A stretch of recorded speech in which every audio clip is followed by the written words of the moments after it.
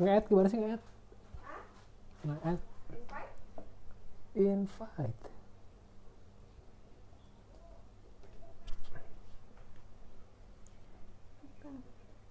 Oh, ini dia. Tapi kan kamu nggak add dia. Leave Ya. itu.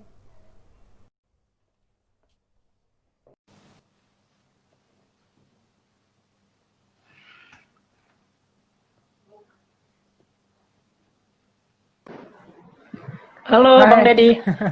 Sorry, Talia tadi ngabarin ternyata handphonenya crash. Jadi untuk saat ini selanjutnya saya yang gantiin Talia sampai nanti jam 12 malam ya. Siap? Oh iya, nggak apa-apa, nggak apa-apa. Enggak, Siap, gantian. siap. Oke. Lanjutin tadi sampai itu ya, sampai apa namanya sampah yang harus Gimana? dibawa balik ya. Mm-mm, Dan mm-mm. dan sejauh ini tingkat keberhasilannya gimana ya, Kak Martusan? Maksudnya apakah akhirnya ini sekarang sudah jadi sistem yang memang sudah berjalan dari 2017 tadi ya? Ya kan? Iya, iya, emang kami sudah nerapin sistem itu gimana sampah ya dari teman-teman wisatawan yang datang harus dibawa kembali di kantor di Sekretariat Mentawai Ekoturism, dan itu tanggung jawab penuh kami kasih di pemandu tour guide-nya. Kalau dia tidak berhasil membawa kembali sampah-sampah wisatawan, tuh memberitahu kalau dia nggak dapat manfaat atau dia nggak dapat upah dari perjalanan itu. Jadi Oh gitu. itu sistem yang sangat disiplin kami apakan. Memang itu sudah kami sepakati bersama. Dan kalau tidak begitu, kita nggak bawel soal lingkungan, bakalan tetap aja sampah dibuang di mana saja. Oh ya, Gitu. Dan benar-benar. sejauh ini sih sistem itu kami berhasil, teman-teman termasuk teman-teman tour guide juga membawa kembali sampah-sampah teman-teman yang bawa di hutan, dibawa dari Kota Padang, dibawa dari asal mereka, origin ke destinasi, dibawa kembali di berhasil sih. Oke. Saya kira kalau nggak bawa pulang sampah lagi dipecutin gitu sama apa namanya, entah ekoturism gitu. Nggak Iya. bercanda. Oke, nih kita next question ya. Ini saya penasaran, mungkin teman-teman yang di Arteki juga penasaran. Kalau di sana itu kan nginepnya di mana? Di warga desa atau ada penginapan khusus atau memang Oh kita ya. bisa milih nih? Dulu sebelum COVID-19, biasanya kami kalau teman-teman yang datang wisatawan datang dari Padang atau dari mana saja datang di Mentawai, itu kan tinggal dulu di kecamatannya, dan mereka akan tinggal di penginapan di mana mereka mau. Ada penginapan di homestay, di Muara Siberut. Dan setelah masuk ke desa tradisional untuk bertemu dengan masyarakat adat, masyarakat di sana seperti desa Madobak, desa Matotonan, dan desa Muntai, dan secara otomatis mereka tinggal di rumah masyarakat adat, di mana tamu mereka berkunjung di rumah itu, mereka tinggal di rumah itu,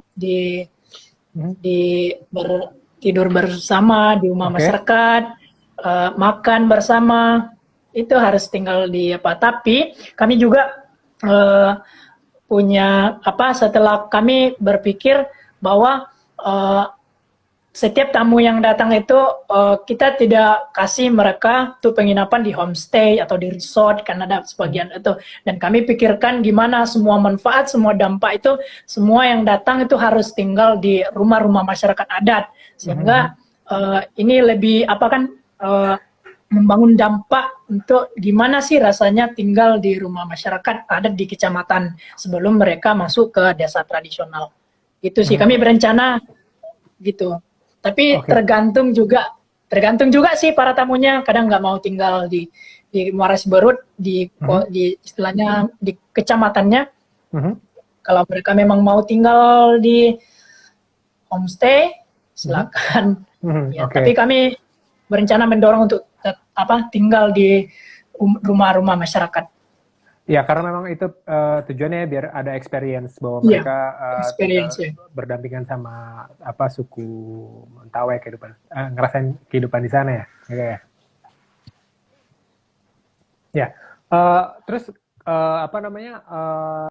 Ini saya baru aja sih muncul itu karena tadi sempat baca apa namanya baca websitenya dan itu yang menarik adalah banyak banget tuh apa namanya pilihan-pilihan tour yang bisa diikuti tuh salah satunya adalah tour untuk orang yang mau bikin tato di Mentawai. Nah, boleh ceritain nggak tentang ini? Karena kebetulan saya penggemar tato sih, terus jadi ini yang menarik perhatian sih. Iya, iya. Gimana Kak? Di kami di Mentawai Ecotourism, kami punya paket di mana para wisatawan, teman-teman yang mau datang di Mentawai bisa menikmati daily life practices Mentawai seperti membuat cawat dari pohon kulit, dia menangkap ikan dan lain kegiatan-kegiatan budaya. Tapi kalau kegiatan ritual pesta adat, kegiatan menato dan meruncing gigi itu tergantung request dari para wisatawan. Ya, tergantung requestnya. Dan dia misalnya mau nato motif apa, di bagian mana, gitu. Jadi tergantung request. Kalau dia mau ditato, silakan. Gitu. Dan itu semua bahannya dari alam, 100%, dan itu dilakukan secara manual, hand tapping, dan itu salah satu titik tradisional dan yang katanya sekarang tato tradisional Mentawai, tato tertua di dunia, yang merupakan bukan hanya identitas atau jati diri kebudayaan Mentawai, tetapi juga sebagai seni busananya masyarakat adat Mentawai. Nah, itu dia. Jadi itu emang sebetulnya memang bagian dari paket ini ya, paket yang ditawarkan ke orang biar ngerasain itu ya. Oke, sejauh ini sudah pernah bawa apa tamu yang memang tujuannya ke sana untuk bikin tato? Pernah? Iya, sering ya. Oh ya, sering. Dan kadang-kadang orang iya. Kalau mancanegara itu mereka lebih suka tato yang lebih banyak gitu di lengan, kaki, dan biasanya kalau orang lokal kita datang cuman motif mata sulu itu motif matahari di sini. Lebih simple gitu kan, requestnya seperti itu. Dan itu sharing sih, teman-teman yang datang minta request buat tato. Dan ada juga tuh yang menarik tentang kebudayaan Mentawai, termasuk meruncing gigi. Oke, boleh bisa ceritain nggak? Meruncing gigi. Dan itu juga, itu sebenarnya di Mentawai itu khusus untuk wanita, meruncing gigi dikhususkan untuk wanita, di mana masyarakat Mentawai percaya ukuran kecantikan masyarakat wanita di Mentawai itu dilihat dari seberapa runcing giginya. Oke. Itu jadi makin kepercayaan kami sih di Mentawai yang dulu leluhur kami dan sekarang masih ada, tetapi generasi sekarang tidak lagi melestarikannya, mengembangkannya kembali, karena itu memang perjuangan itu sakit dan runcing dan mungkin di beberapa merasa seperti orang kriminal gitu karena memang kita pikiran kita seperti itu kriminal, tapi sementara itu kan identitas dan jati diri kebudayaan kita. Tantangan banget sih kalau memang harus punya komitmen untuk runcing gigi bagi kaum perempuan.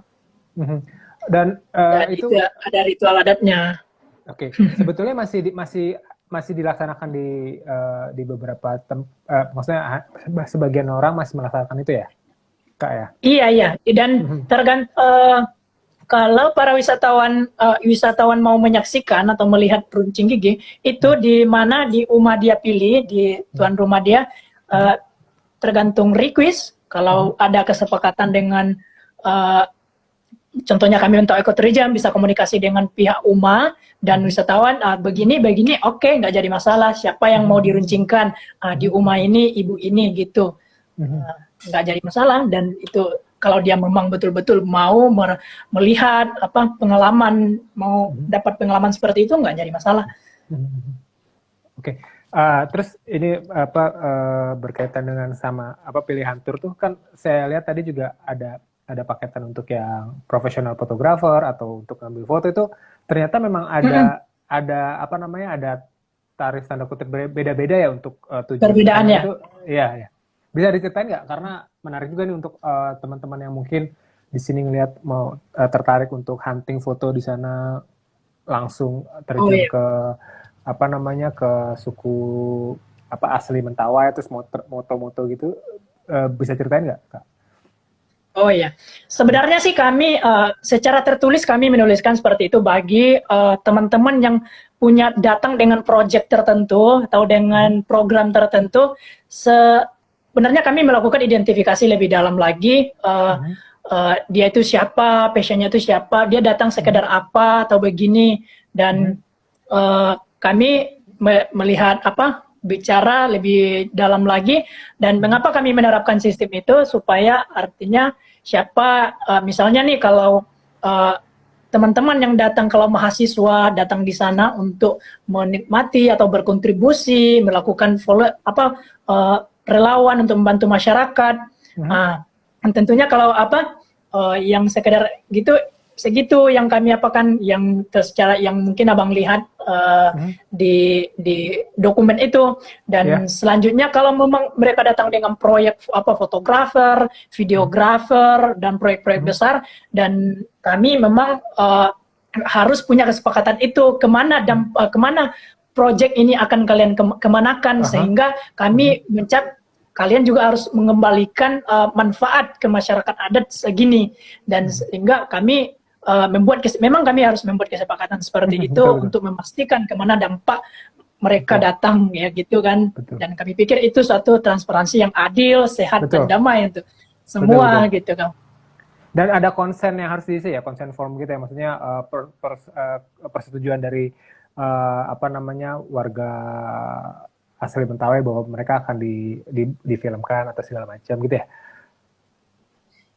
Secara tertulis sih kami dari dulu secara tertulis sih nggak ada, cuman kesepakatan diskusi ketika awalnya mereka datang, kami pihak ekoturism berdiskusi mau ngapain gitu, dan diskusi dengan pihak UMA gitu, dan setelah di hari H bertemu kami dengan pihak UMA, tuan rumah dan para wisatawan bertemu di apa, kami diskusi lebih dalam lagi, gini loh, gini maksudnya gini, mungkin kita bicaranya dari mulut ke mulut gini, dan sekarang kita sudah bertemu di sini, gini loh kami mau, ya jadi itu lebih memecah apa, menembuk rasa kepercayaan, rasa tidak adanya kecurigaan, gitu.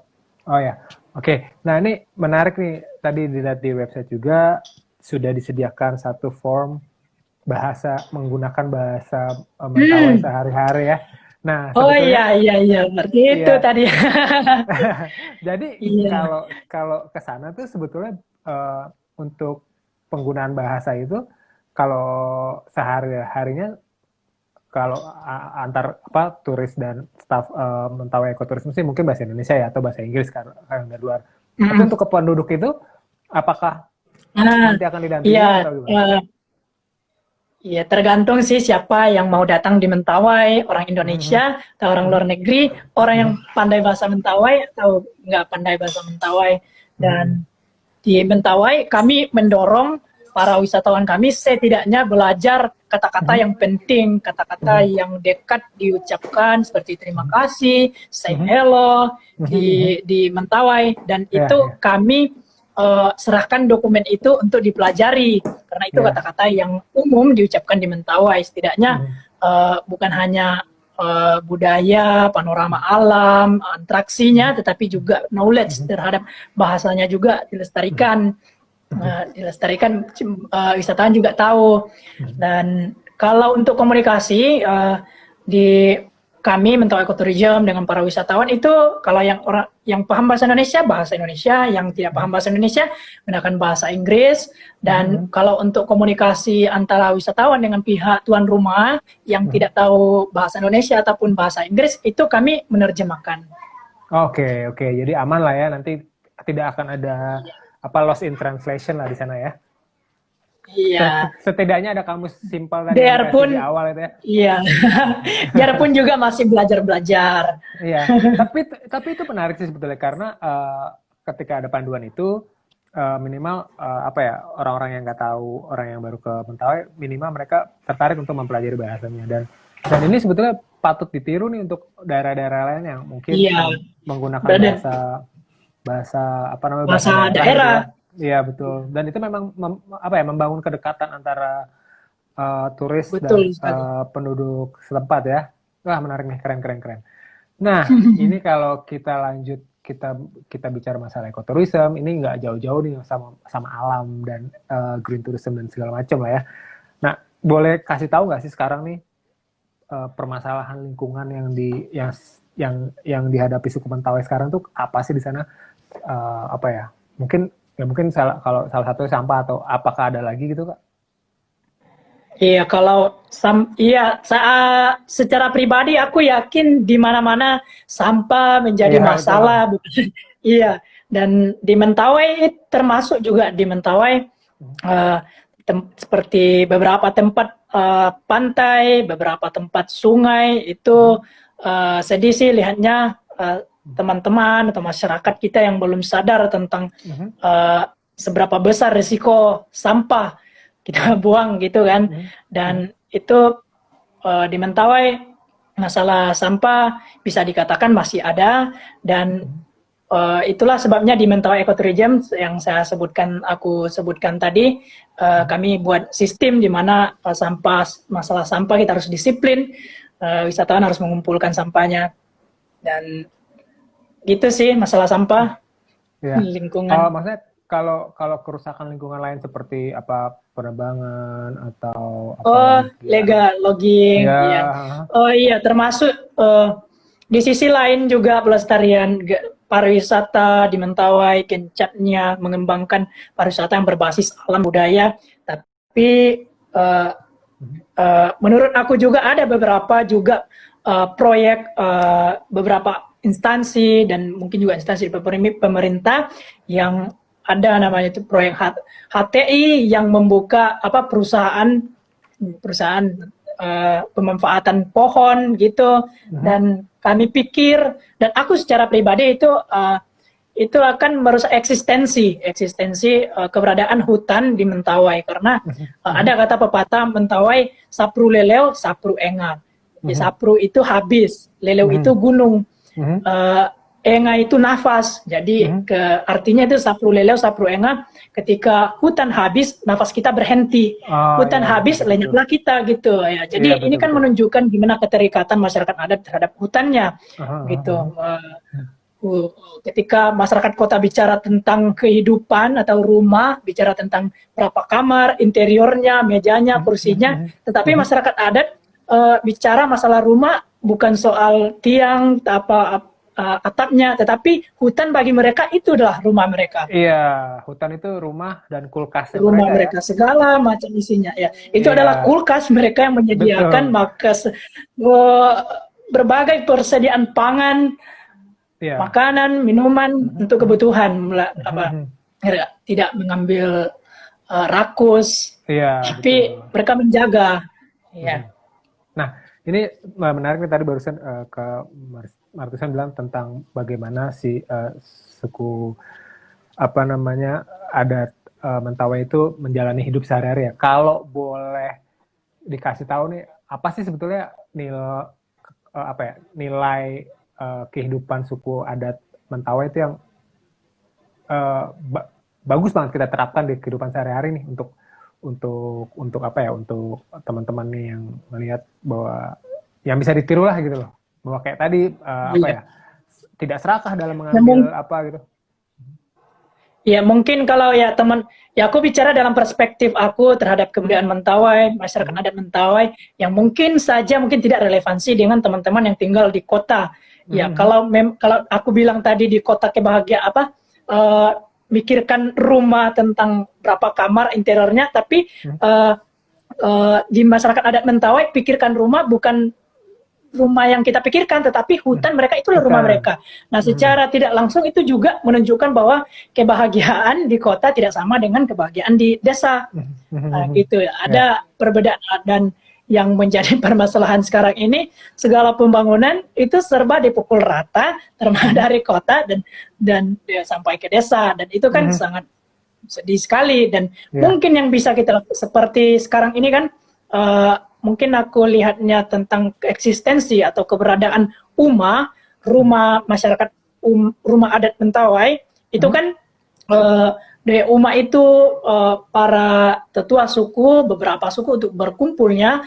Nah, di situ semua terletak sistem sosial, politiknya, pengambilan keputusannya, dan dari sisi-sisi rumah masyarakat adat ada sisi-sisi tertentu di mana mereka menari, di mana mereka melakukan persembahan untuk mengucapkan syukur kepada leluhur, di mana ada tempat-tempat untuk mengambil keputusan, berdiskusi. Ini kan tempat-tempat yang sangat penting, sangat penting. Namun sekarang ada beberapa proyek instansi atau oknum atau pemerintah yang memberikan perumahan dinas sosial yang jelas saja tidak sama dengan bentuk rumah adat tradisional Mentawai, dan jelas saja eksistensi keberadaan tempat-tempat yang seperti ini pasti tidak dibawa dari umat dan tidak didesain seperti rumah masyarakat adat Mentawai. Dan tidak hanya sisi-sisi yang aku sebutkan tadi, yang punya permasalahan seperti itu, termasuk mereka juga akan terbawa-bawa, termasuk mereka akan tinggal di sebuah pemukiman, makanan mereka, telur, beras disediakan di toko, mereka meninggalkan umat adat mereka, hutan mereka yang sebagai umat mereka, dan mereka lebih cenderung menjadi pemalas, tidak mengelola hutan mereka dengan baik. Mereka lebih cenderung untuk mencari uang untuk beli makanan mereka di toko karena sudah disediakan gitu kan. Ini kan tidak hanya pada sistem sosial kehidupan di umat, tetapi juga terbawa dampak-dampak lain, masalah-masalah lain dari sistem eksistensi masyarakat adat gitu. Nah, lanjut, sorry. Masih dilanjut, Kak Marsa? Ya, lanjut. Sudah sih. Nah, kalau melihat itu dari yang dibilang tadi, seberapa yang bisa kita terapin? Iya, bukan. Seberapa sekarang nih seberapa besar dampaknya itu, dampak negatifnya itu yang Kak Martison bilang tadi terhadap masyarakat. Yang aku bilang tadi.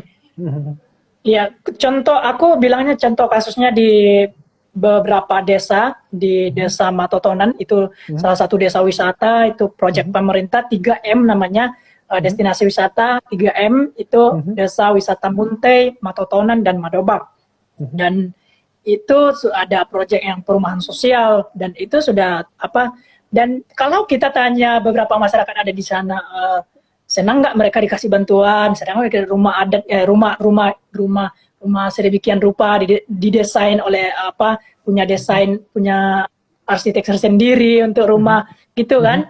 Dan yang sangat jauh berbeda dengan desain rumah adat tradisional yang bukan hanya bentuk tapi mengandung filosofi tertentu gitu kan.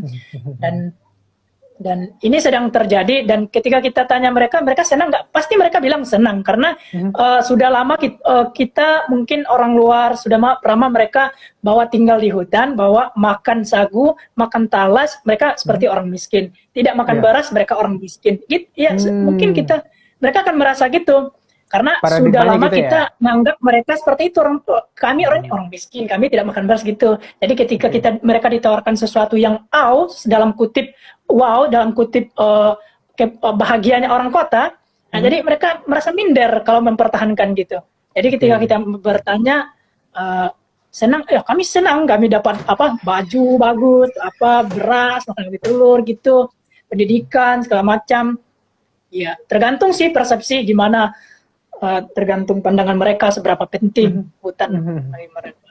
Hanya saja Oke. persepsi atau doktrin ya kalau tidak makan beras Iya, pasokan dari nggak keren gitu, iya makan talas paradigmanya terus, makan berkembang gitu sagu ya. terus, jadi minder kan, rasa miskin. Dan itu sih Iya, yang sedih, bukan. iya benar.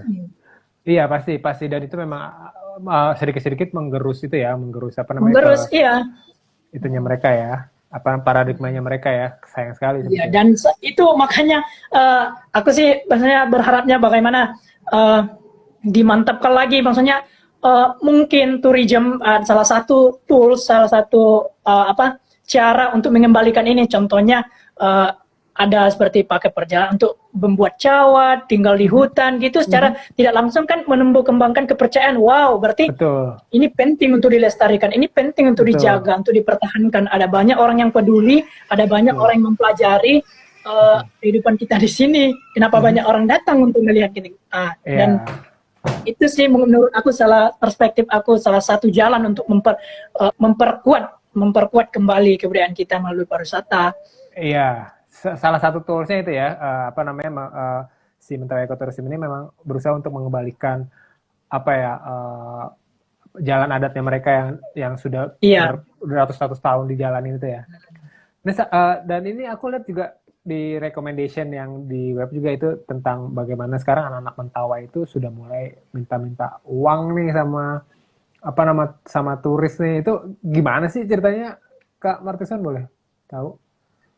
oh iya, itu kebiasaan, maksudnya kebiasaan sih karena udah lama kan di Mentawai sering banyak tamu dan kedekatan juga para wisatawan dengan tuan rumahnya, dan sesuatu yang bersifat ayah dan ibu, anak dan bapak itu pasti akan Iya, muncul gitu kan. iya, iya. Bukan hanya mungkin maksudnya tulisan itu kami sebutnya uang gitu kan, Iya, tapi kami memang ada sih, tapi ada beberapa yang uh, uh, minta kebutuhan, misalnya mereka butuh cangkul untuk kebutuhan mereka Oh, minta, oke. dan Iya. kebutuhan untuk kadang seperti ada tuh yang turis-turis punya pakaian baju gitu, bawa baju berlebihan untuk ditinggalkan gitu. Kadang-kadang adik-adik di sana yang suka minta gitu. Dan kami sih recommended untuk teman-teman yang datang gimana mereka membawa sesuai dengan kebutuhan mereka, seperti senter,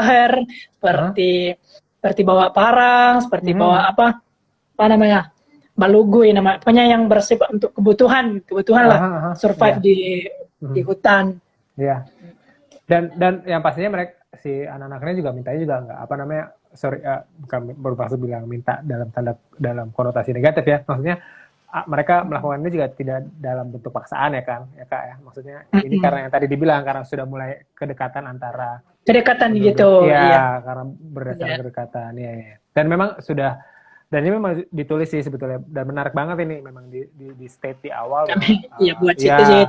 Semoga supaya wisatawan melihat betul keadaan jelas di Mentawai sebelum teman-teman datang, beginilah keadaannya gitu kan, supaya tidak terkejut gitu, nggak kaget. Maksudnya kami bilang seperti itu artinya setidaknya para wisatawan besar hati untuk menerima itu atau memberikan itu, merelakan memberikan barang-barang yang bisa mungkin diberikan kalau memang itu kebutuhan mereka. Oke. Nah, ini aku agak balik ke pertanyaan yang sebelumnya tentang pengelolaan sampah nih ya. Nah, tadi kan pengelolaan sampah tuh dari guide ya, dari tim teman-teman Mentawai Ekoturism. Nah, kalau di suku adatnya sendiri itu sudah mulai itu nggak sih, Kak? Maksudnya sudah mulai diberikan edukasi tentang bagaimana cara mengelola sampah yang baik itu? Iya, kalau kami juga di Mentawai Ekoturism termasuk mau kita apain sih sebenarnya ini sampah, betul, gitu kan. Di sisi lain gimana sih bagusnya dibakar, juga termasuk polusi, dikubur juga nggak hilang, apalagi dibuang, gitu kan. Dan kami sih, dan sejauh itu sih yang kami lakukan, gimana para wisatawan yang pergi masuk ke desa harus membawa kembali, dan kami bakar Ya itu Oke, yang sejauh ini untuk masih itu ya. menghancurkan sampah itu. Dan kalau untuk edukasi untuk sosialisasi sih belum secara besar, cuman Aha.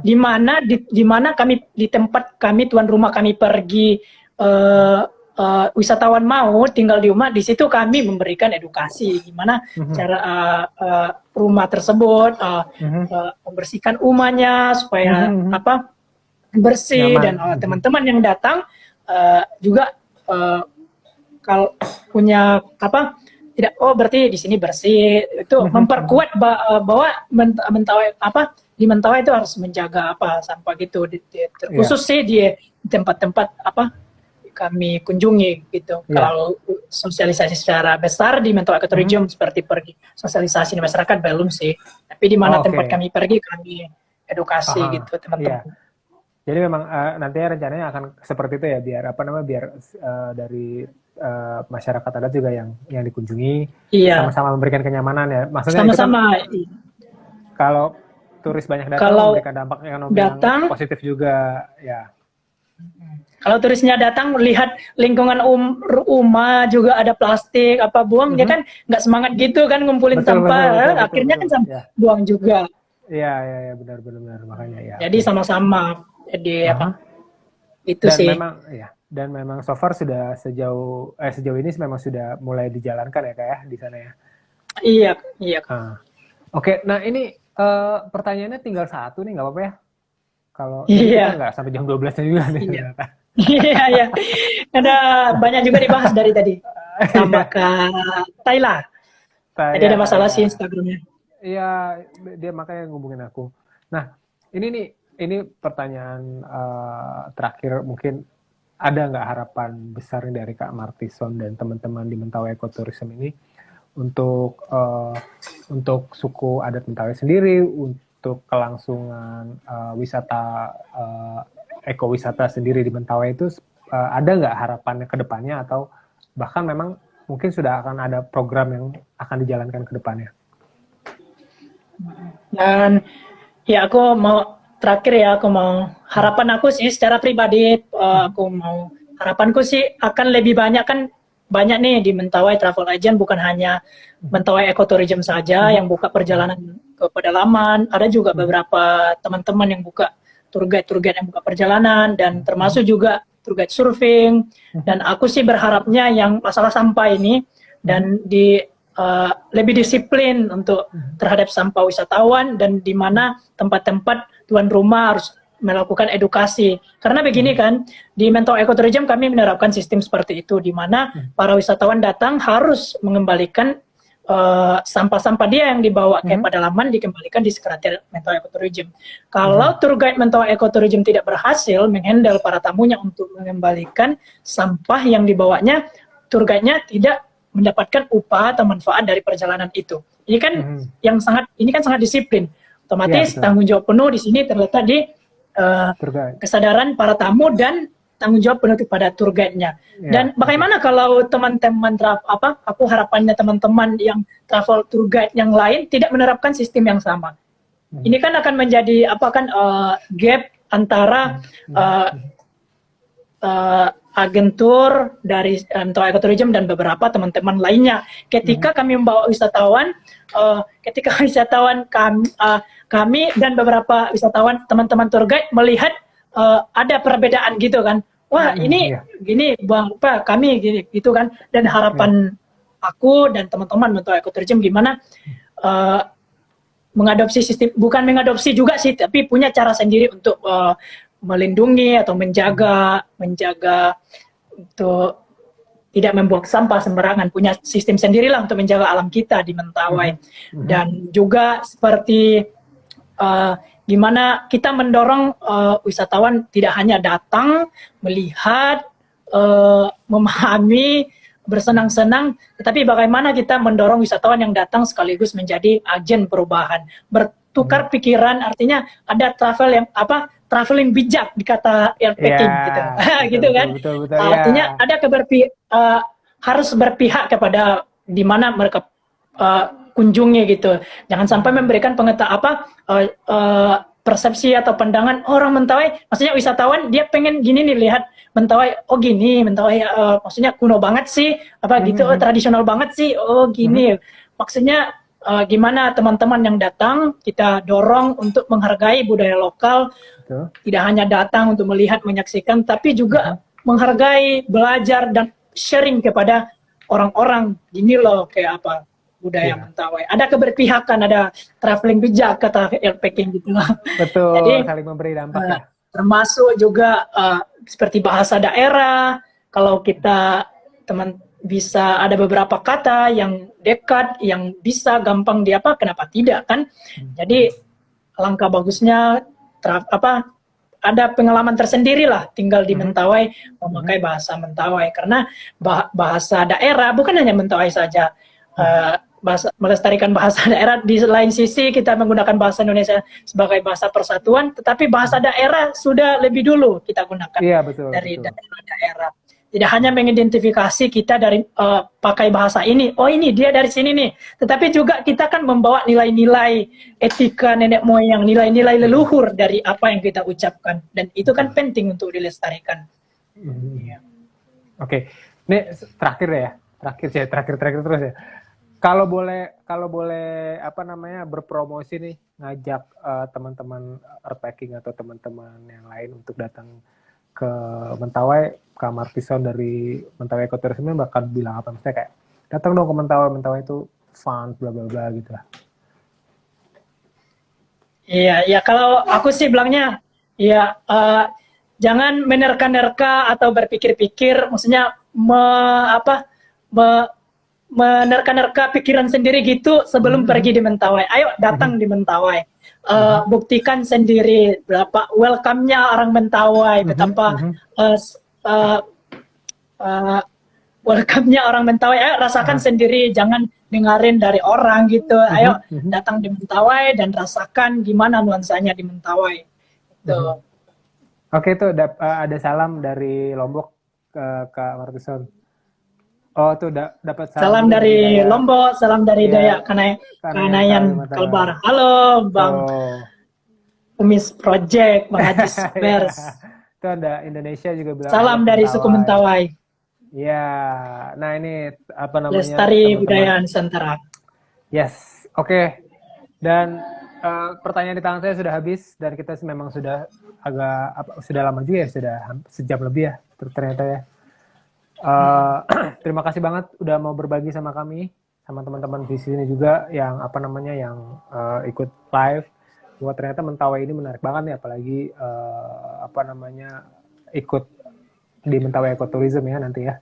Jadi saya pengen banget dan kita berdoa semoga COVID segera berakhir dan kita bisa semua datang ke Mentawai ya. Oke. Terima kasih Bang sudah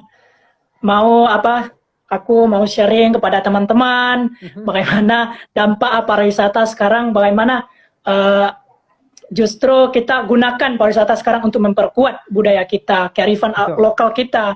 Jangan sampai budaya pariwisata berdampak buruk terhadap keberadaan eksistensi masyarakat adat.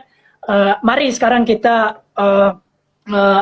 beralih gimana wisata yang berbasis kearifan lokal, tidak mengusik jati diri, tidak mengusik identitas lokal, tapi bagaimana kita menjadi traveling yang berbijak, para travel yang berpihak terhadap masyarakat adat. Jangan sampai datang memberikan pemahaman atau pikiran yang berbeda, sehingga masyarakat adat, masyarakat kita di lokal merasa minder, merasa tidak percaya diri. Di sini kan tergantung juga wisatawan atau perilaku sifat wisatawan yang datang. Jadi harapan aku sih gimana kita menggunakan traveling harus berdampak, harus berbagi pengetahuan dan mempelajari, tidak hanya mempelajari, juga melestarikan dan menghargai. Gitu sih menurut aku. Terima kasih. Keren banget, terima kasih banget. Dan itu muncul satu nih dari Indonesia, katanya dia mau ke Mentawai lagi, semoga bisa segera ke sana lagi. Iya, Bang. Ditunggu. Indonesia. Iya. Siap, ditunggu. Martison nanti ya. Iya, semoga COVID-19 ini cepat selesai dan semua tidak hanya di Mentawai saja, semua tempat pulih kembali. Ya. Amin, amin, amin. Dan apa namanya, ekonomi bangkit lagi, pariwisata bangkit lagi, dan kita bisa ke Mentawai tetap. Oke, terima kasih Bang Martison. Sampai ketemu lagi. Nanti kita akan kontak-kontakan lagi. Semoga kita masih bisa kerjasama selainnya.